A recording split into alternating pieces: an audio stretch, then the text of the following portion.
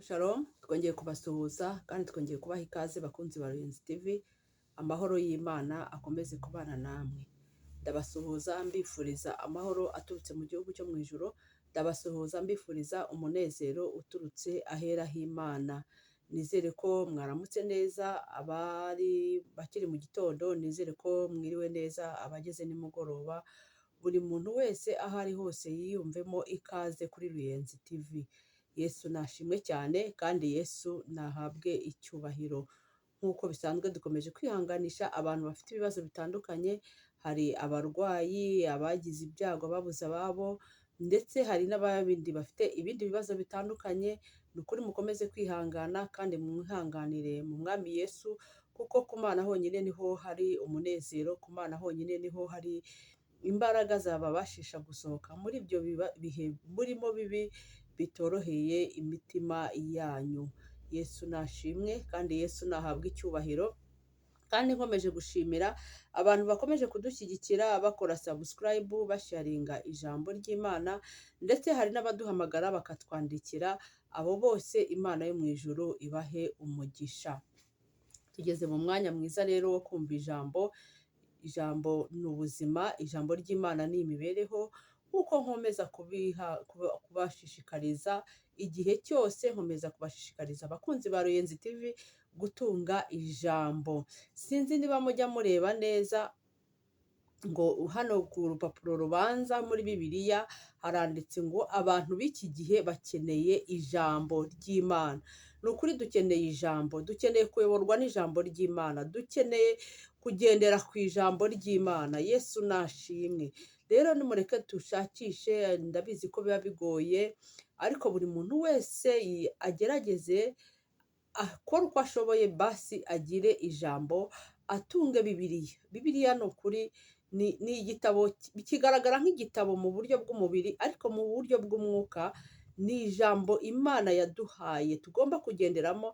Kandi iyo ukurikije ibyo wasomye muri Bibiliya, ni ukuri igihe cyose ukora ibintu bizima, igihe cyose uyoborwa nayo, kandi Bibiliya ikuyobora mu nzira zitunganye. Yesu nashimwe, ndetse ikanazanatugeza mu bugingo buhoraho.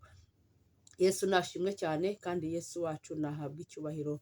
Reka twinjire mu mwanya wo gusenga Imana, ndetse duhe ikaze na karibu kugira ngo tubone uko twinjira mu ijambo ry'Imana. Turagushimiye Uwiteka Imana, igitondo cy'uyu munsi tukuramburiye amaboko, urindiho kandi uzahoraho. Tugushimiye uburinzi bwawe ukomeje kuturinda uko bwije n'uko bukeye, izina ryawe nirihabwe icyubahiro. Ndagushimiye ko ukomeje kurinda abakunzi ba Ruyenzi TV. Haleluya. Yesu nashimwe kandi Yesu nahabwe icyubahiro. Ndagushimiye ko uri Imana idukunda tudakwiriye, uri Imana idukunda turi abanyabyaha, uri Imana itwitaho uko bwije n'uko bukeye. Izina ryawe nirihabwe icyubahiro. Ndagushimiye ko ukomeje kutubera Imana, ndagushimiye ko ukomeje kutubera byose, ndagushimiye ko ukomeje kutubera urukundo. Izina ryawe nirihabwe icyubahiro. Tugeze mu mwanya mwiza rero wo kumva ijambo ryawe. Ijambo ryawe ni itabaza, ijambo ryawe ni urufunguzo rufungura imigisha yacu, ijambo ryawe ni inzira itugeza mu bwami bwo mu ijuru. Ndakwinginze rero Uwiteka Imana, njyewe ugiye kurigeza ku bakunzi ba Ruyenzi TV, reka nkubere mikoro wirangururire nk'Imana, ubwire ubwoko bwawe icyo ubwifuzaho, ndetse n'abagiye kuryumva, abakunzi ba Ruyenzi TV. Uwiteka wenda kwinginze ngo rigire aho ribakura kandi rigire aho ribageza mu buryo bw'umwuka ndetse no mu buryo bw'umubiri. Nguhaye ikaze Uwiteka Imana, nguhaye ikaze Mwuka Wera, nguhaye ikaze Yesu Kristo. Amina. Yesu nashimwe kandi Yesu wacu nahabwe icyubahiro. Ijambo ry'uyu munsi rero tugiye gusoma ni ijambo ririmo ibintu byo kuba twakwiyegereza Imana cyane. Kwiyegereza Imana, se umuntu yiyegereza Imana gute? Yiyegereza Imana yitandukanya n'ikibi, yiyegereza Imana akora ibishimisha Imana. Yesu nashimwe. Wiyegereza Imana, ntago umuntu ukora ibyaha yakwiyegereza Imana ngo bikunde. Kandi ijambo ry'Imana riravuga ngo yanga icyaha ariko ntiyanga umunyabyaha. Rero iyo witandukanyije n'Imana ubasha kwiyegereza Imana, kandi Imana nayo ikururuka ikaza ikabana nawe, ikumva ubusabe bwawe, ikururukira kugusubiza. Yesu nashimwe. Twihute dusome mu Migani 28, duhere ku murongo wa mbere. Mbega urebye ni igice cyose cy'Imigani 28. Yesu nashimwe. Aravuze ngo umunyabyaha ahunga ari ntawumwirukanye, ariko umukiranutsi ashira ubwoba nk'intare. Igihugu kigira abami benshi, kigira amagomerane, ariko umuntu w'umuhanga uzi ubwenge agitera kugubwa neza. Umukene urengera indushyi ameze nk'imvura y'umugaru ikukumuye imyaka. Abanga amategeko bashima abanyabyaha, ariko abakomeza amategeko barabaramya. Inkozi z'ibibi ntizimenya imanza zitabera, ariko abashaka Uwiteka bamenya byose. Umukene ugenda ari inyangamugayo aruta icyigenge naho icyaba ari igikire. Uwitondera amategeko ni umwana uzi ubwenge, ariko uwiyuzuza n'ibisambo akoza se isoni. Ugwirisha ubukungu bwe indamu n'inyungu mbi aba abishakiye ubabarira abakene. Uwiziba amatwi ngo atumva amategeko, gusenga kwe nako ni ikizira. Ushuka umukiranutsi ngo amuyobereze mu nzira mbi azagwa mu rwobo yicukuriye, ariko umukiranutsi utunganye azazungura ibyiza. Umukire yiyita umunyabwenge, ariko umukene ujijutse aramugenzura akamuhinyura. Abakiranutsi iyo baguwe neza habaho icyubahiro cyinshi, ariko iyo abanyabyaha bagiye ejuru abantu barihisha. Uhisha ibicumuro bye ntazagubwa neza, ariko ubyatura akabireka azababarirwa. Hahirwa umuntu uhorana kubaha, ariko uwinangira umutima azagwa mu byago. Umutware mubi utwara ubwoko bukennye ameze nk'intare itontoma n'idubi rihiga. Umwami utagira ubwenge akunda kurenganya cyane, ariko urwanga indamu mbi niwe uzarama. Umuntu uremerewe n'amaraso y'uwo yishe azahunga abe icyohe, he kugira umutangira. Ugenda atunganye azakizwa, ariko ugoreka inzira ze azagwa bitunguranye. Uhinga imirima ye azahaga ibyo kurya, ariko ukurikiza inkorabusa azahaga ubutindi. Umunyamurava agwiza imigisha myinshi, ariko uwihutira kuba umukire ntazabura guhanwa. Kurobanura ku butoni si byiza, kandi si byiza ko umuntu acumuzwa n'akamanyu k'umutsima. Umuntu w'ishyari ashakana ubukungu ubwira, kandi ntamenya yuko ubukene buzamugeraho. Ucyaha umuntu hanyuma azashimwa kuruta ufite ururimi rushyeshya. Uwiba se cyangwa nyina maze akavuga ati si icyaha, uwo ni mugenzi w'umurimbuzi. Ufite umutima w'ubusambo abyutsa intonganya, ariko uwiringira Uwiteka azahaga bimubyibushye. Uwiringira umutima we ubwawo ni umupfapfa, ariko ugendera mu bwenge azakizwa. Uha abakene ntazakena, ariko ubirengagiza azahaga imivumo myinshi. Iyo abanyabyaha babyutse abantu barihisha, ariko iyo barimbutse abakiranutsi baragwira. Mwakire neza ijambo ry'Imana. Iri jambo dusomye rirasobanutse. Hano ni ukuvuga ngo Imana yagiye itubwira icyaha n'ikibi cyacyo. Yesu nashimwe.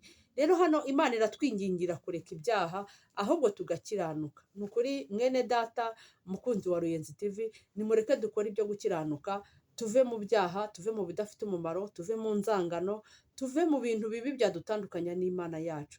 Erega burya ni ukuri nta cyiza cy'icyaha, nta cyiza cyo guhemuka, nta cyiza cy'ubugome, nta cyiza cy'amagambo, nta cyiza cyo kubangamira abantu. Ni ukuri mureke dukore ibyiza kugira ngo na data wo mu ijuru yururuke azabane natwe, yururuka dukorere ibyiza, yururuka dukunde, yururuke aduhe ubugingo buhoraho. Yesu nashimwe.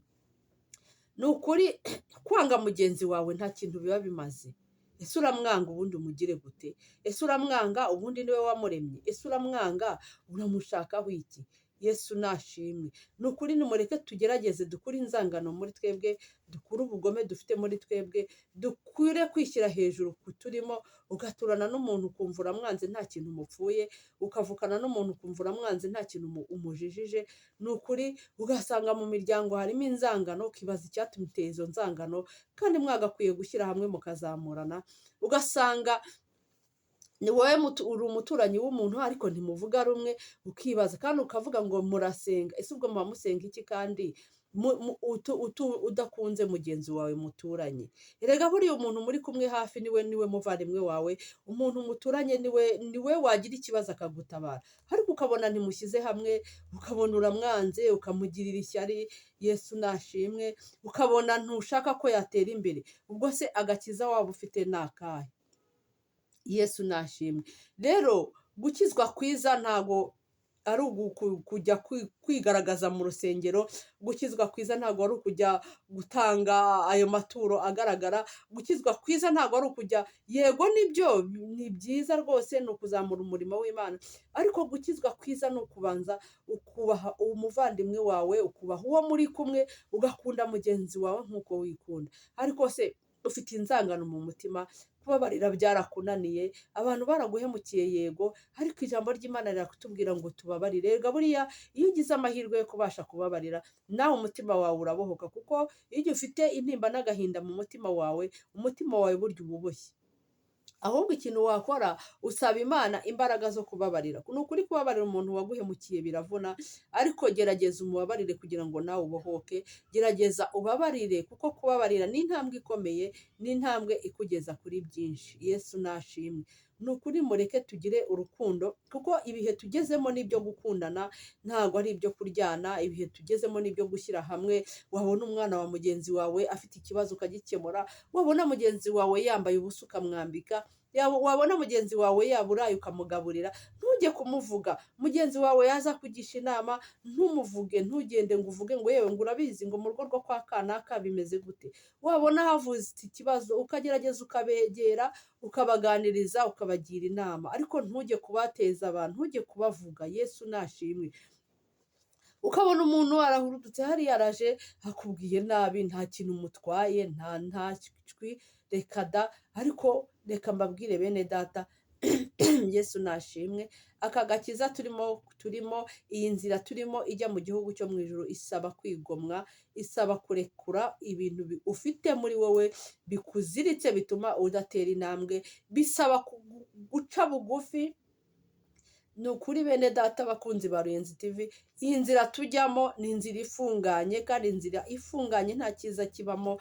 Inzira ifunganye harimo ibigeragezo, mu nzira ifunganye harimo uburwayi, mu nzira ifunganye harimo kwangwa, mu nzira ifunganye harimo amarira. Ariko iyo ubashije kuyicamo, iyo ubashije gusenga ugasaba Imana imbaraga, iguha imbaraga yo guca muri izo nzira zifunganye. Nimureke rero duce mu nzira ifunganye, aho guca mu nzira y'igihogere, aho guca muri ya nzira ubona ukomeza ugenda nta kintu n'iki na kimwe kigutangiriye. Mukunzi wa Ruyenzi TV, reka mbabwire akantu. Buriya igihe cyose uzabona nta kigeragezo uri guhura nacyo, nta mubabaro uri guhura nawo, nta kigeragezo n'iki na kimwe, ukabona igihe cyose uhora uri mu mashimwe, uhora unezerewe, yego ntabwo nabyo ari bibi, ariko uzisuzume uvuge uti ariko Mana, ubundi uracyambona, ubundi uracyambona, uracyanyitegereza ukambona. Ni ukuri umukristo w'ukuri atungwa n'ibigeragezo. Umukristo w'ukuri atungwa n'ibigeragezo kugira ngo abone amashimwe. Erega amashimwe yacu ava mu bigeragezo. Erega amashimwe tubona, amashimwe dushima Imana ni ibigeragezo. None se washima gute utaciye mu bigeragezo? Yesu nashimwe. Ntago wabona ishimwe washima Imana utaciye mu bigeragezo. Rero nubona nta kigeragezo n'iki na kimwe urimo gucamo, ukabona ibintu byose ni amena, uzicare wisuzume uvuge ati ariko Mana, ubundi urimo urambona? Urimo uranyitegereza? Urimo uracyambona ko ndi umwana wawe? Uracyabona ko umutima wanjye utunganye? Yesu nashimwe. Rero nimureke tugire kubana n'abantu bose amahoro, mureke tugire urukundo, ukunde mugenzi wawe nk'uko wikunda. Biragoye ariko nimureke tubigerageze, kandi tugire kubabarira abantu batukomerekeje imitima, barahari benshi ariko nimureke tugire kubabarira kugira ngo n'imitima yacu ibohoke.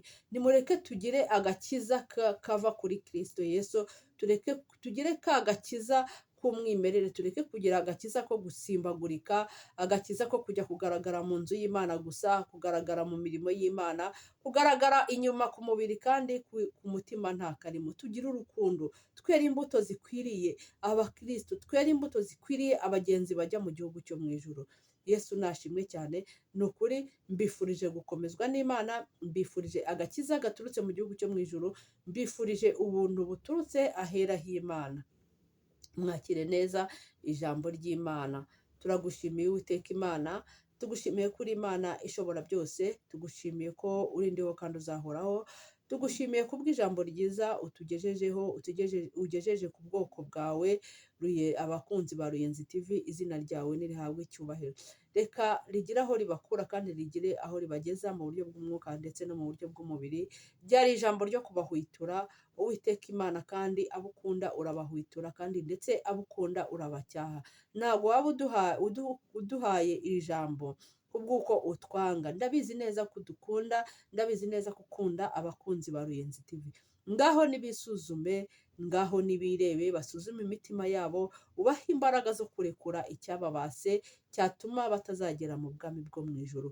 Ndabasengeye cyane rero, mbazamuye mu ngobyi y'amasengesho, nubagirire neza, abarwayi ubakize, abafite ibibazo bitandukanye Uwiteka Imana ubareberere, abafite intimba n'agahinda Uwiteka we, abo bose ndabakweretse mbateretse mu biganza byawe.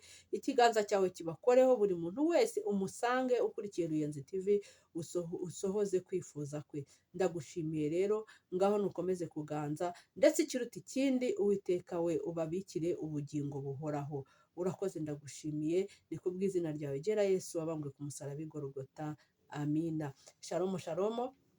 Nkomeje gushishikariza abantu gukora subscribe, mutera comment, musharinga, kandi ndashimira abantu bakomeje kuduhamagara, abatwandikira, ndetse ndananenga n'abantu batukana. Ni ukuri Imana ibabarire kandi Imana ibahe agakiza.